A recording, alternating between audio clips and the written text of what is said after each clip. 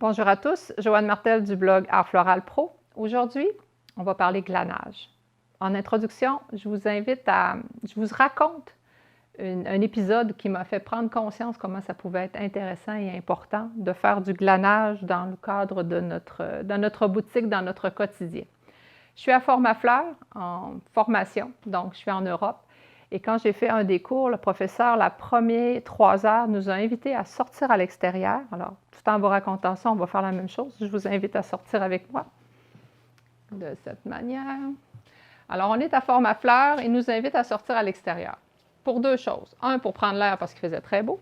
Et ça, je vous dirais que parfois, quand ça chauffe un peu, là, les manèges, ça peut être une idée plus qu'intéressante de prendre l'air et d'aller à l'extérieur.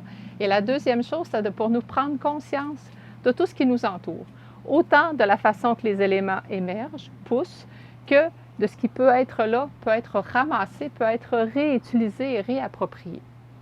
Donc, notre objectif, c'est effectivement, dans mon cas, de vous faire voir cette ouverture d'esprit-là que j'ai eue il y a quelques années et que j'ai conservée d'une manière très précieuse. Une des premières choses, c'est le milieu. Bon, comme moi, on est chez moi, on sort de mon atelier et c'est évident que vous allez dire, ouais, mais moi, c'est pas comme ça.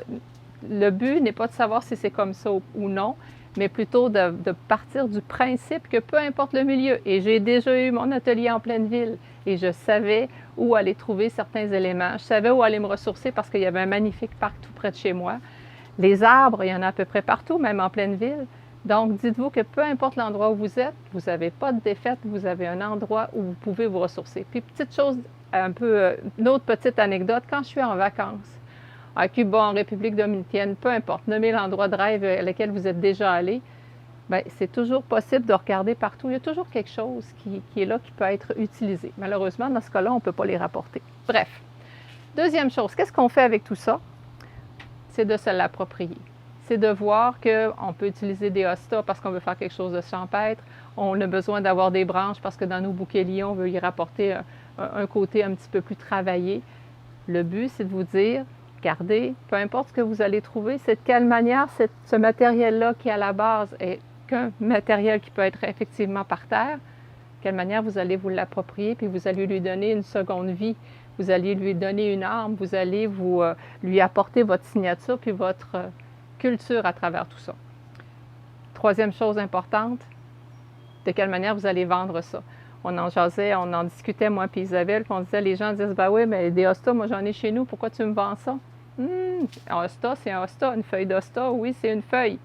Mais qu'est-ce que vous allez faire avec? C'est la valeur de votre travail qui va la magnifier, qui va lui donner un sens, qui va vous faire en sorte que le client ne verra plus les hostas de la même façon parce que ce qu'il va voir, ce n'est pas le matériel uniquement, mais ce que vous en avez fait avec. Et ça, c'est drôlement important.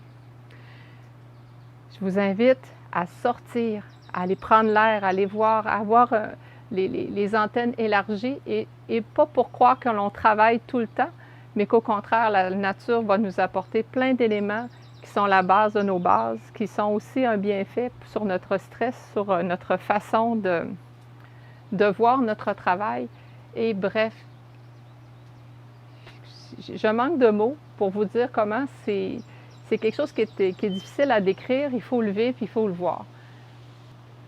Cette semaine, ce que je vous demande, ce n'est pas de répondre à une question, mais un devoir à faire.